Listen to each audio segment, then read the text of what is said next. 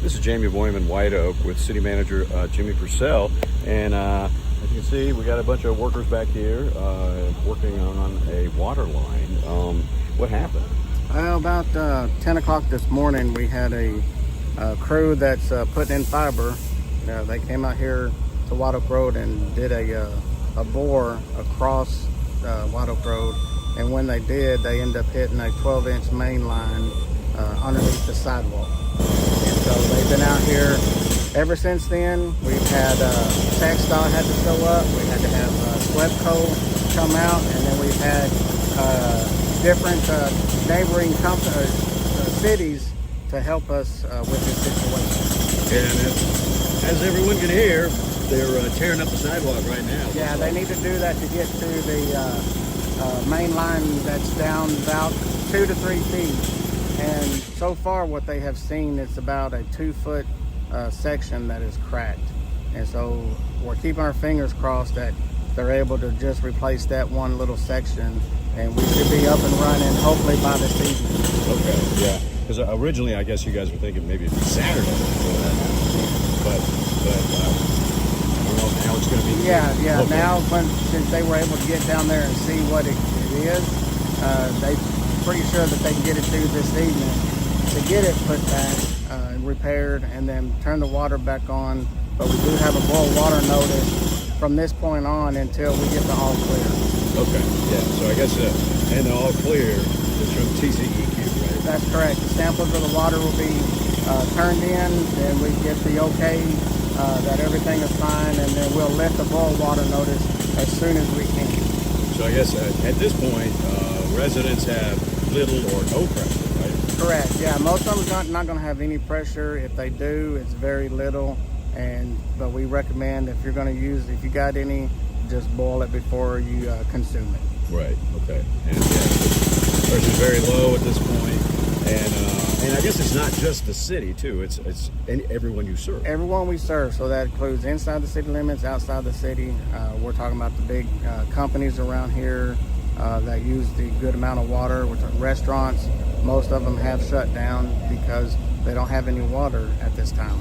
Yeah, it's tough to prepare food without any water. Yeah, you got to have water to be able to do that. So it's going to hurt for a few hours, but keep our fingers crossed that we get it fixed this evening and people will have water. They just got to boil it until it's lifted. Now you're telling me if the crack turns out to extend it a little farther down the line, then it may take a little longer? Yeah, it'll take a little longer just because of the section of pipe. If it is longer than what they think it is, it's just going to take a little bit more time to get in there to cut the section out and replace it with a new piece of pipe. Okay. And it was I guess a subcontractor for a fiber optics company?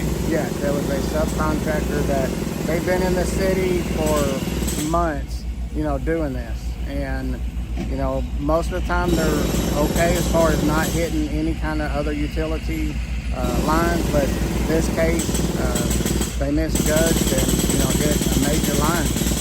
Okay, all right. And, but, you're getting the situation under control. I mean, it looks like you guys are, like I said before, tearing up the sidewalk to get to the pipe, and then they can examine it more closely, I guess. Oh, yeah. Everybody's out here doing what they can. The road is still open. That may be a different scenario down the road when TxDOT comes and examines the road. They're here now on scene because we did have some of the road collapse from heavy equipment.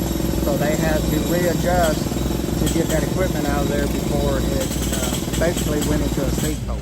Yeah, so because I guess all the water gushing out of the creek can create a void. Yeah, under the street, water went from one side to the other.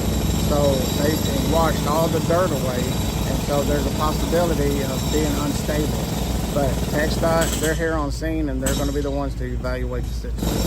So yeah, they make the call as far as that. Correct. They'll make the calls on how much they're going to be repairing. Because it will need to be repaired for sure.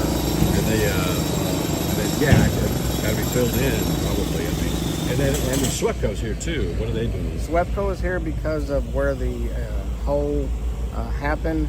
It caused a sinkhole right next to a power pole, And so SWEPCO is here with their trucks to stabilize the power pole, so we don't have to cut it down or replace it. So they're here basically with their truck to keep it in place. Once everything is over with, we'll fill in that hole to make that power pole safe. I guess if the pole went down, then we'd have power issues. We would have power outages, correct, and we don't want that. So at this point, I guess just hopeful it'll be this evening. That's right. Keep our fingers crossed. All right. Thanks, Jimmy. Appreciate it. Thanks. We'll have more later on KLTV7 News and KLTV.com. And, you know, if traffic picks up here, just be a little patient if you're having to go down White Oak Road. You'll get through eventually.